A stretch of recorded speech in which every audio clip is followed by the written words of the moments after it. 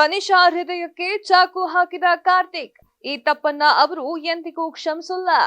Big boss season 10 ಕನ್ನಡದಲ್ಲಿ ಇನ್ನೇನು ಹಲವೇ ವಾರಗಳಲ್ಲಿ ಫಿನಾಲೆ ವೀಕ್ ಅನ್ನ ತಲುಪಲಿದ್ದಾರೆ. ಈಗ ಒಂದೊಂದೇ ಮುನ್ಸುಗಳು ಬೆಳಕಿಗೆ ಬರ್ತಾ ಇದೆ.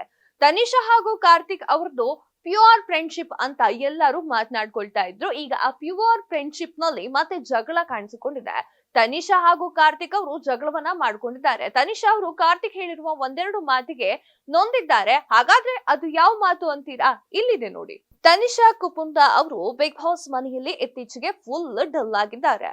ಅವರ ಕಾಲಿಗೆ ಏಟಾಗಿತ್ತು. ಆ ಬಳಿಕ ಅವರು ಪರ್ಫಾರ್ಮೆನ್ಸ್ ನಲ್ಲಿ ಸ್ವಲ್ಪ ಕಡಿಮೆನೆ ಹಾಕ್ತಾ ಇದ್ರು. ಈ ವಾರ ಕಾರ್ತಿಕ್ ಅವರಿಂದಲೇ ತನಿಷಾಗೆ ದ್ರೋಹ ಆಗಿದೆ. ಅದನ್ನ ಎಂದಿಗೂ ಕ್ಷಮಿಸೋದಿಲ್ಲ ಅಂತ ತನಿಷಾ ಅವರು ಕಣ್ಣೀರನ್ನ ಹಾಕೊಂಡು ಹೇಳಿದ್ದಾರೆ. ಇದಕ್ಕೆ ಏನು ಉತ್ತರ ನೀಡಬೇಕು ಅಂತ ಗೊತ್ತಾಗದೆ ಮೌನಕ್ಕೆ ಶರಣಾಗಿದ್ದಾರೆ ಕಾರ್ತಿಕ್.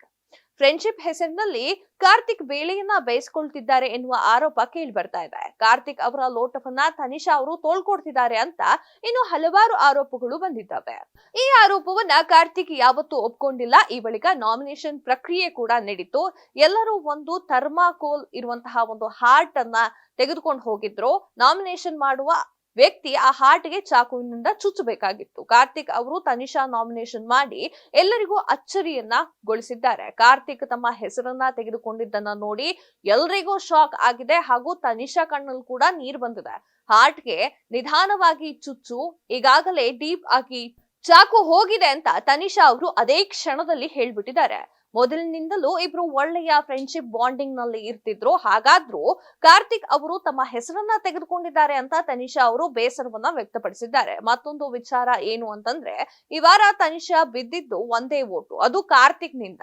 ಒಂದೊಮ್ಮೆ ಅವರು ವೋಟ್ ಮಾಡದೆ ಇದ್ದಿದ್ರೆ ತನಿಷಾ ಅವರು ಸೇವ್ ಆಗ್ತಿದ್ರು. ಈ ಬಗ್ಗೆ ವಿನಯ್, ನಮ್ರತಾ ಹಾಗೂ ಸಂಗೀತಾ ಅವರು ಚರ್ಚೆಯನ್ನ ಮಾಡಿದ್ದಾರೆ.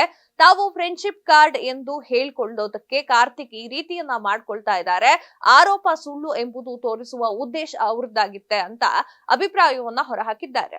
ಏನೇ ಆದ್ರೂ ಇವತ್ತು ಪ್ರಸಾರವಾಗಿರುವ ಸಂಚಿಕೆಯಲ್ಲಿ ಇದಿಷ್ಟು ಮಾಹಿತಿ ಇತ್ತು ಸ್ನೇಹಿತರೆ. ಇದಿಷ್ಟು ಈ ಹೊತ್ತಿನ ಬಿಗ್ ಬಾಸ್ ಸುದ್ದಿ. ಮತ್ತಷ್ಟು ಸುದ್ದಿಗಳಿಗಾಗಿ ನೋಡ್ತಾ ಇರಿ ಕರ್ನಾಟಕ ಟಿವಿ. ಇದು ಕನ್ನಡಿಗರ ಧ್ವನಿ.